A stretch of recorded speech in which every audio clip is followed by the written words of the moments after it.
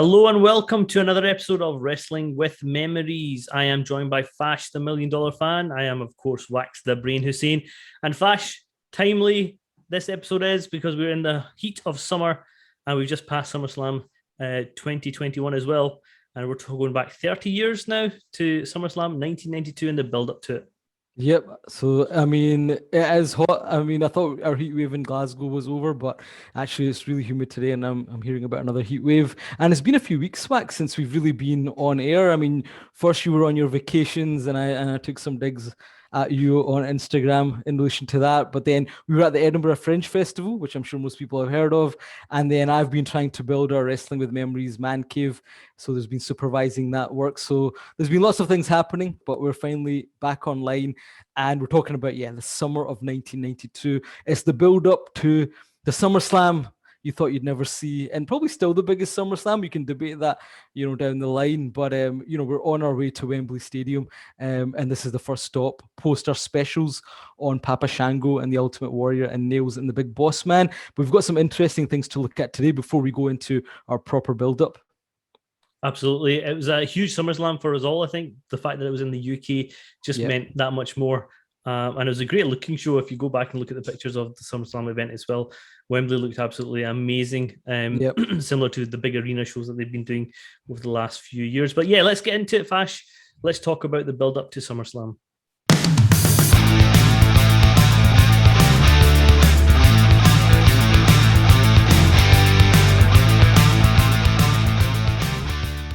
Well, this is it, Wax. Today people talk about Vince McMahon changing his mind every 5 minutes, but 1992 was probably a great example of him doing this back in the day. There's so many changes. We keep talking about the changes in terms of feuds, personnel, but before we get into the build-up of the card you actually saw, and we'll talk more about that in the next episode, today I thought it'd be quite interesting if both of us covered the feuds that were meant to be but were then dropped, because it's as if, you go back and watch the Superstars and Wrestling Challenge from, I guess, May, June to July, you see a certain direction and then it changes and suddenly we've got a new direction for SummerSlam.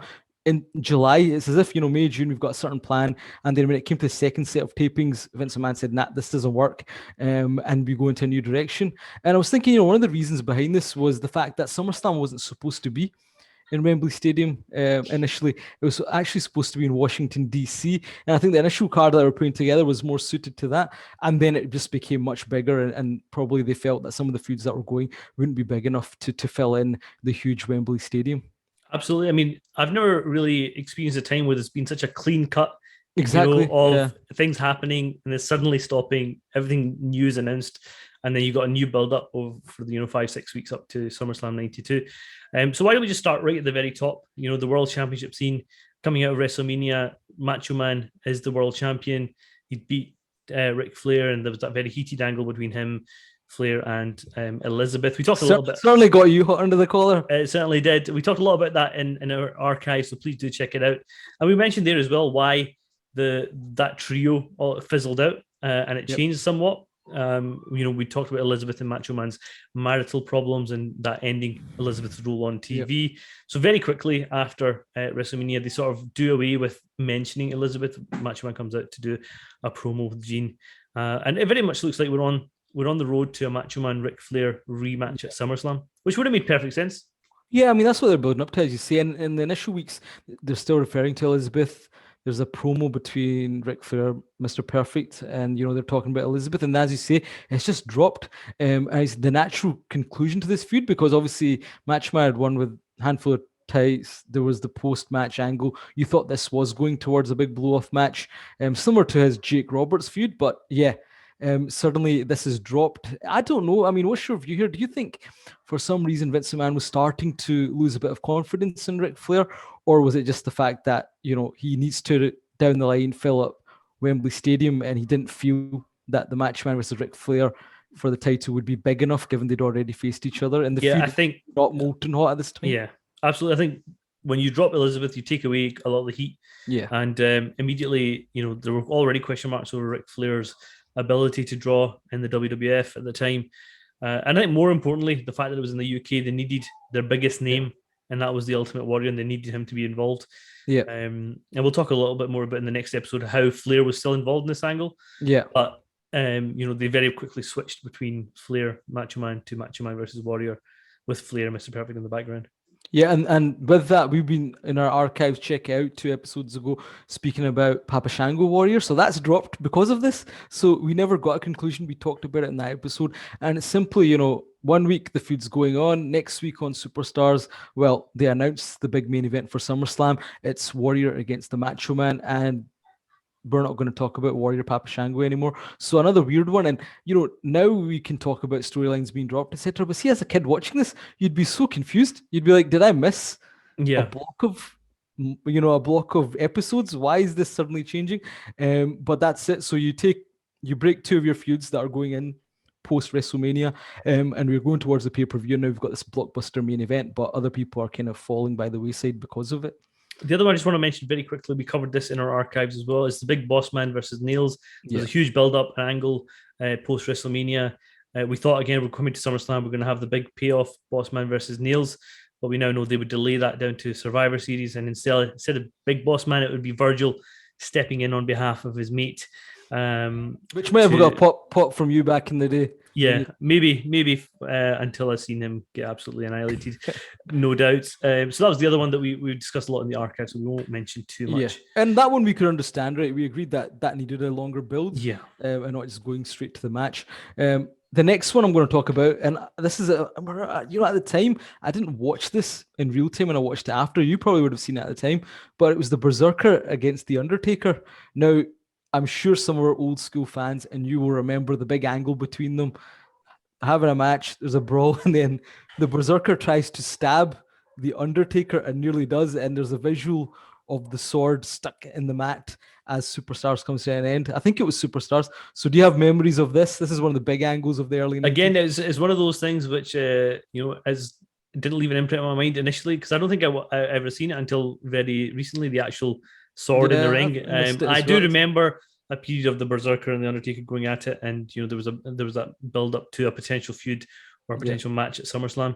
But you can imagine Vince McMahon was just so keen to get these two sort of huge guys in the ring at the same time and continue the build for Undertaker to beat another sort of established heel, another big guy, just to get over the aura of the Undertaker. But yeah, the angle itself was actually really fun. It's worth digging into a little bit more detail on that.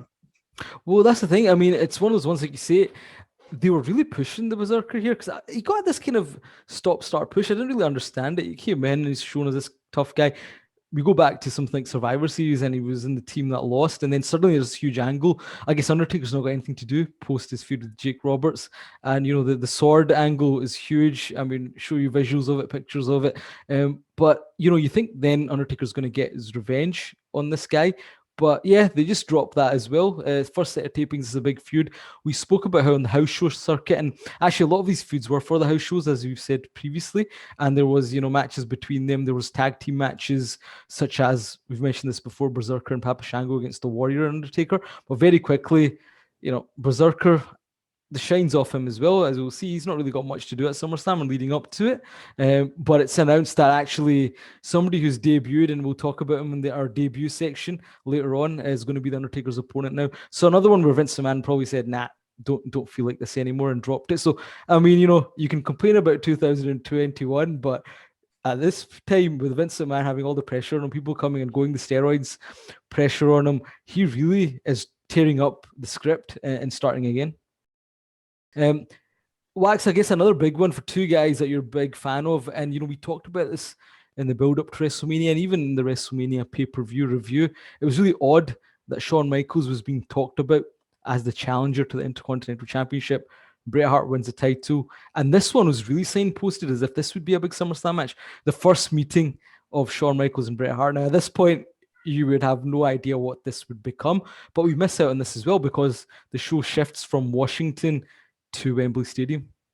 Yep, and let's break this down into two parts. So, firstly, the whole Shawn Bret angle. As soon as WrestleMania finishes, there's a couple of promos by each calling the other out for the Intercontinental Championship. There's even a line by Bret Hart in there calling Sherry a little tart, which I thought was hilarious and language that shouldn't be used to describe a woman these days. Not in 2021. Not at all. And Shawn replies, and we're very much looking forward to this build, because these two guys have almost come up together over the last 12 months or so.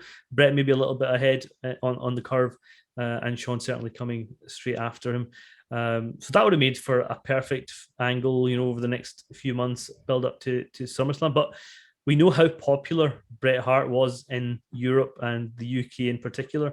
And again, we know how popular his opponent would be. So it made perfect sense. In this one, I'm not sad that they changed it. And actually, only a few months later in the Survivor Series, we would see that match. I mean, we're going to go to one of the most classic matches. But here's the interesting thing, Wax. I mean, this match supposedly was going to be the first ever ladder match between the two. Yep. And supposedly, Bret had actually, Bret says that he pitched the idea, and he talked about how they did these matches in Stampede Wrestling. And interestingly, if you go back and see, in July, they actually had a trial match for this, and it was Shawn Michaels against Bret Hart to show Vince McMahon what this match would look like. So this was the kind of, let's practice before we get to the big event, but it was dropped. And as we know, WrestleMania 10, it's Shawn Michaels who made the ladder match famous. And I think Bret, he's got resentment for various things, but I think this is another thing that he's got some resentment for. But yeah, so, a big pivot change, and we as fans wouldn't see what a ladder match was until 1994, but another what could have been. And we know these two are going to be intertwined, as you say. They've came up together, and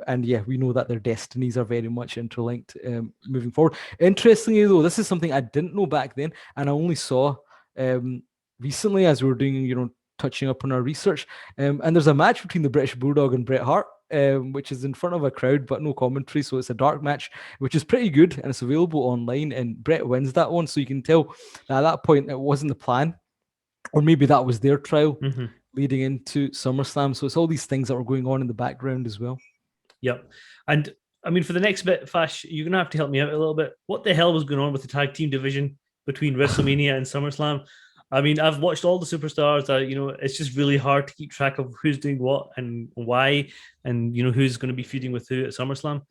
I suppose the main thing to note between WrestleMania and SummerSlam, there's a title change, and again, it doesn't happen on TV. It's the Natural Disasters defeating Money Inc. on a house show, and Gene tries to interview the trio afterwards, and Jimmy Hart is absolutely hysterical. And for me, I can't take the Natural Disasters as baby faces. It doesn't work for me. I don't understand why they didn't have this on TV. Again, it doesn't make any sense. And then thereafter, I couldn't really work out what the hell was happening. Yeah, I mean, this was, I say, super confusing. And last day, I see two title changes which are not televised. So I don't think they had a clue what they were doing, as you say, and it was very confusing to follow. So initially, it looks like, your feud is Money Inc. and the Natural Disasters. The LOD are back. They seem to be feuding with the Beverly Brothers. You've got Hacksaw Jim Duggan and Sergeant Slaughter in the background. You've got teams like High Energy, but it seems these are the two big feuds. And then once again, this title change happens. And even though these teams have been calling each other out, suddenly now it's the LOD and Money Inc. that are feuding, and the Beverly Brothers are now feuding with the Natural Disasters. Bottom line, I'd say it was a total mess. And I think they had, once again, with all these things, they didn't have a clue what they were doing. We've talked about this at the time. I don't think I minded it as much, but really, I agree. I can't take the Natural Disasters as baby faces either. It just didn't work. They have to be big, nasty heels, and it was just pointless. And as we noted in previous episodes, they just weren't that over either compared to somebody like the LOD. Yeah, and talking about the LOD, they were on TV quite a lot in the first half of this build-up to SummerSlam. I think there's some memorable moments. One that you, I know, are a big fan of is the return and debut of ROCCO. This is you obviously jesting. One of the debuts that were not, famous over time, but I guess infamous for being so ridiculous. Maybe at this point, people at the time who were smart fans knew that Vince McMahon was just going to screw the LOD now. But yeah, there's an angle where they go back to their neighborhood, isn't it? They go back to their neighborhood, and Paul Ellering. It's all destroyed as if It's all destroyed as if and nobody's decided to tidy up for however long it's been destroyed. But anyway, they're rummaging around, obviously in full costume as you are outside. As you walk, with your spikes walking around Chicago. Paul Ellering doing a lot of the talking, and suddenly comes across this ragdoll type thing in the dirt, picks it up and he goes, "It's Rocco the doll," and this is really strange because they're trying to humanize Hawk and Animal, the two baddest sons of guns in the world, and they're trying to make them into people that we don't really want to see.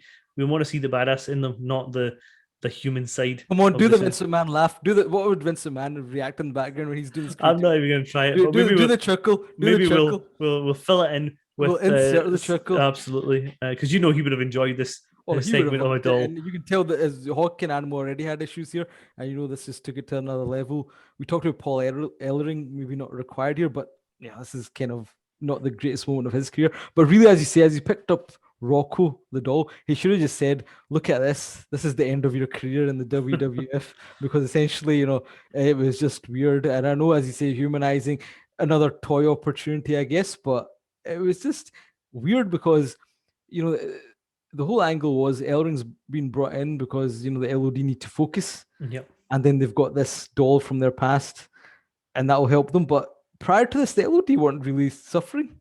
No, they weren't. I mean, they were still. So it didn't really fit the storyline. But yeah, it was ridiculous. And for me, Rocco was not one of the most amazing debuts of 1992. And we know poor guy's not going to last long either. But he will make a trip to Wembley. Something that we weren't able to do back in the day, Wax. Yeah, absolutely. I mean, a couple of other minor feuds to mention. Potentially, we've got High Energy and the Nasty Boys. High Energy. Look, I'm going to say this right. I love that tag team. That pairing of Owen Hart and Coco Beware. We used to wear baggy pants like them back in the day. Absolutely, I still do. To be honest, I still am. While we're doing this show, but I thought a good vehicle for Owen Hart's very first sort of. Come on, how was it? I mean, come on. Relax. He's working with Coco Beware, one of the most charismatic guys in the WWF. Beware, that's and the Parrot. That's just so tremendous. He came in with Jim Neidhart, right? Okay, I understand. They're trying to get him. Then he's a single star. He has that quick match at WrestleMania. Now he's with Coco Beware. They're essentially telling him we don't think much of you. And thankfully, he's going to come out of this, and he's going to become a much bigger star. But I can't believe that you think him being with Coco Beware is giving him a rub some sort. Absolutely, two of the best tag teams in the 90s. Your credibility shot after that one. Another one we've got is the Mountie and Sergeant Slaughter. Again, brief snippets of the two going at it, with Mountie doing his usual with the stick. He shocks him. Shocks him, and that leads to what we think is going to be an angle between the two. And another one is can I just see on that one? Yeah, but then once again, nothing happens. No. So it's from memory, is it Sergeant Slaughter against Ric Flair, and the Mountie interferes, shocks him, and then there's once again some promos for a few weeks, and Sergeant Slaughter can't catch a break really anymore after his babyface turn, because it seems then they've suddenly dropped this tag team with Hacksaw Jim Duggan. He's not a feud with the Mountie, we think, but then that feud doesn't go anywhere either. So at this point, I think once again another fail. Vince doesn't have much time for the Sergeant. No. And the last one I just want to touch upon, we've seen Tatanka and Rick Martel at WrestleMania. They were continuing their feud. Tatanka involved with some Mad Indian dance with lots of kids on TV. Indian dance. Maybe some my poor choice of words there from me, but you know what I mean. And then again, we're thinking that's a SummerSlam match.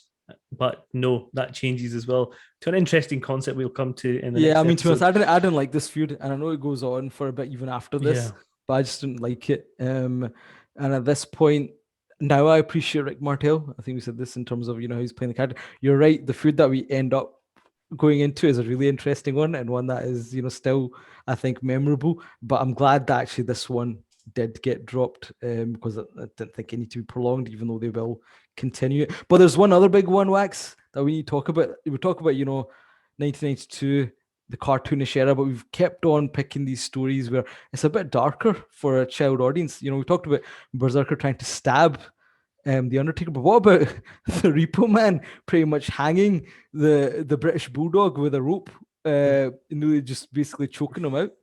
That was certainly interesting viewing, especially for young kids at that time, because you don't really see something similar. Maybe it's a proper bull rope with a hook. Exactly, and he's on there for quite a while, and you're thinking, how the hell is this guy still alive after that torture session from the Repo Man?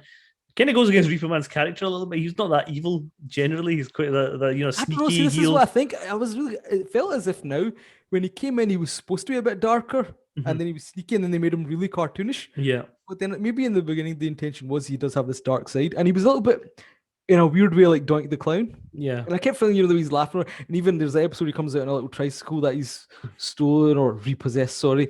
But then this dark side to him. And this happens, it's a match between the two, isn't it, on Wrestling Challenge? And then Repo Man cheats, gets his hook rope thing, bull rope involved, and then tries to hang the British Bulldog. And this is supposed to be another big feud as well, going into SummerSlam. And obviously, it would have made sense as an undercard match if this was going to be in Washington. And actually, there's a promo or two of Repo Man saying that British Bulldog won't get to SummerSlam. So once again, one direction, but we're not going to go into that direction. And then Repo Man's going to have another match, which is very interesting, but obviously not high profile. If you compare it to this angle, which was quite harrowing for the times. I think British Bulldog dodged a bullet in that case, in that scenario. Well, I think as Bobby Heenan said, Repo Man hung the British Bulldog out to dry. Yes, he did. So that's pretty much the initial build-up that we're thinking is heading towards SummerSlam. We know that will all change, and we'll talk about how that changes in the next episode. But why don't we move on to the newcomers?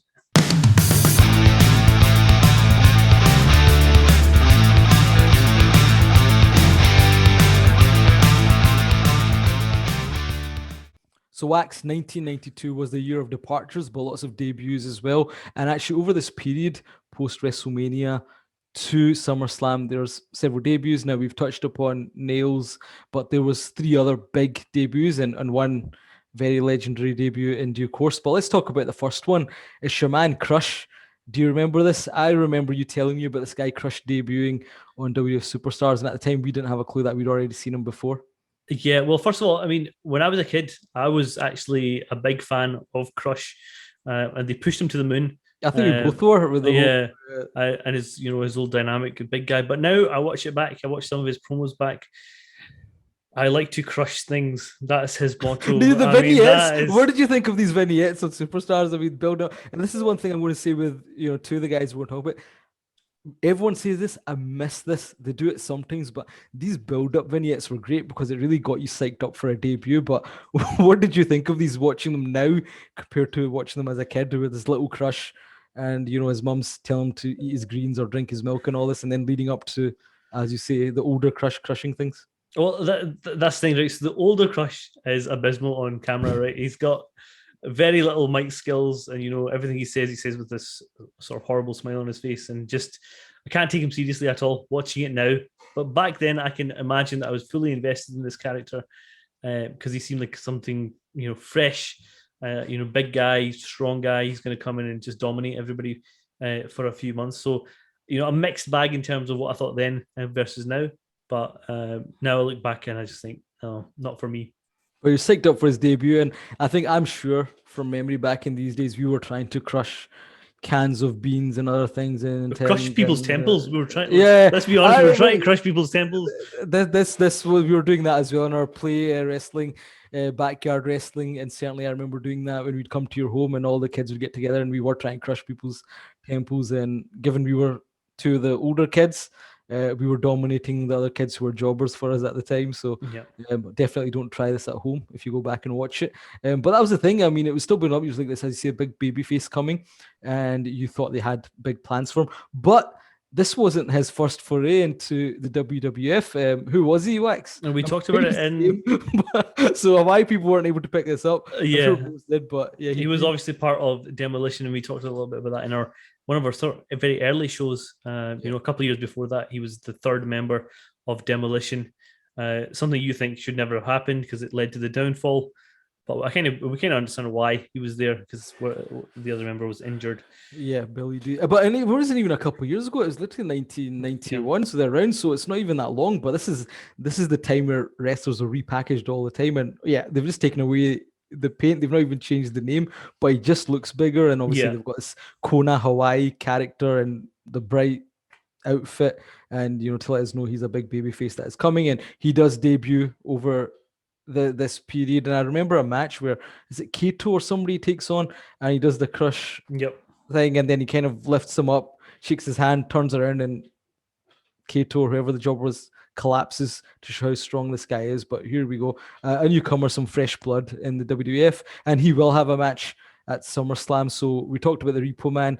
They're going to have Repo Man versus Crush at SummerSlam 1992. And that's actually the Battle of Demolition that we didn't realize at the time. Yeah, Just, exactly. when you go back to it, it's so funny when you think about these things.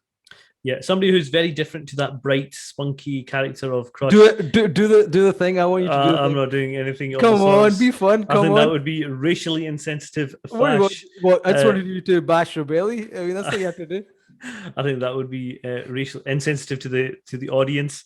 But we're talking about Kamala, and in fact, one thing I'm going to say, I don't think there's been anybody in wrestling who's played their character as well as Kamala has played his character. Everything he does, from the littlest things, in interviews and in the ring, it's tremendous how well he played the character. Now, obviously, he's a terrible wrestler, right? Put that aside, but his whole character, his whole gimmick, the kimchi as the manager, and it's just tremendous. I think the whole package was brilliant. Yeah, well, this is what you're saying, is terrible wrestler, but then, when you go back later on, we watched his old stuff from the 80s, 84 onwards, and he's actually a pretty good worker. And he's got these famous matches with Andre the Giant and others, and when he was first introduced in Memphis. Up to this point, yeah, he's a bit of a spent force in terms of in-ring ability, but as you say, you did believe this guy was from the jungles of deep dark Africa, and the way he played it, it's tremendous playing the character, as you say. He's kind of always aloof in interviews, making those noises, bashing his belly, but he's shown as this big kind of monster, and he makes his debut over this period. And it's interesting because, as you said, Harvey Whippleman was managing Sid. Sid's gone, so randomly on an episode of Superstars, he introduces Kamala. Kamala makes his return, and they were a bit confused here. It was debuts, but sometimes they would talk about Kamala returning, and they didn't really know what direction they were going in here, but he's shown as this big heel. And once again, we said this, there was a devoid of heels at this moment in time. So now they've pushed Papa Shango card. You've got guys like Nails, and now you've got Kamala as a big heel in the WWF as well. So at the time, I hadn't seen him before. I don't think you had either, because we're still new fans here. We don't know the history, so we're just seeing this big guy who's supposed to be this kind of he was supposed to be from the African jungle, wasn't he? Straight out of the African jungle, doesn't understand anything, doesn't understand English. Kimchi's manager has to direct him in everything he does. So if he's in the ring, Kimchi's like doing all these gestures. His handler, isn't he? Yeah, he's the handler, telling him what how to do this and what he wants him to do. And the best bits are always the pinning combination at the end. So But did he do that in the beginning? I don't think he did that in the beginning, did he? I don't know. I've seen it a few episodes in. So was he? Before SummerSlam anyway. So he was doing He would basically defeat the guy, right? So he would put him on his belly initially and start pinning him. Obviously, not got his back to the mat. And Kimchi and Barry are just trying to tell him to, what? Did you just call him Barry? I did call him Barry. Dr. Harvey Whippleman. Dr. Harvey Whippleman. I'm confusing him with Barry Horowitz for a second, who was a complete jobber.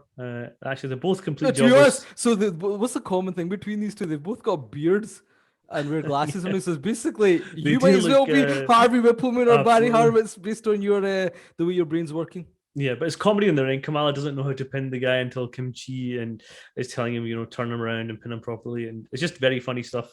And just very believable. His little facial reactions are very believable. Like, he doesn't actually understand. I mean, we believe in this character, right? This is that time where you're believing Kamala is Kamala, and that was the beauty of wrestling at this moment in time.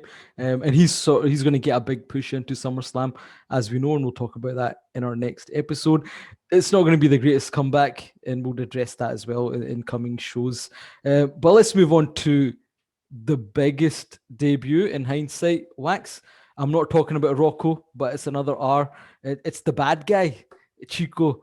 I'll let you take this one away. Razor Ramon. Did we ever think at this stage that he would go on to play such a pivotal role in wrestling history, Fash? I can't say I did initially.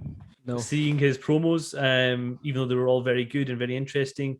But I mean, you just couldn't possibly imagine that he would go on to have the run that he did. Yeah, so for my memories, which are different because you were watching this stuff more frequently than I was at the time, I didn't catch any of his debut vignettes.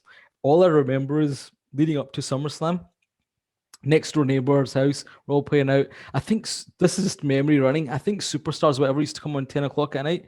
Maybe it was a Saturday. People that had Sky at the time might be able to recall. But I remember we were all playing and he goes, just come in, watch wrestling. So he came in and there was a match on there, which was Razor Ramon's debut Yep. So it was that show, and I watched. So at that time, I didn't know much about him. I hadn't seen the debut vignettes, but you did see this guy look cool with the gold.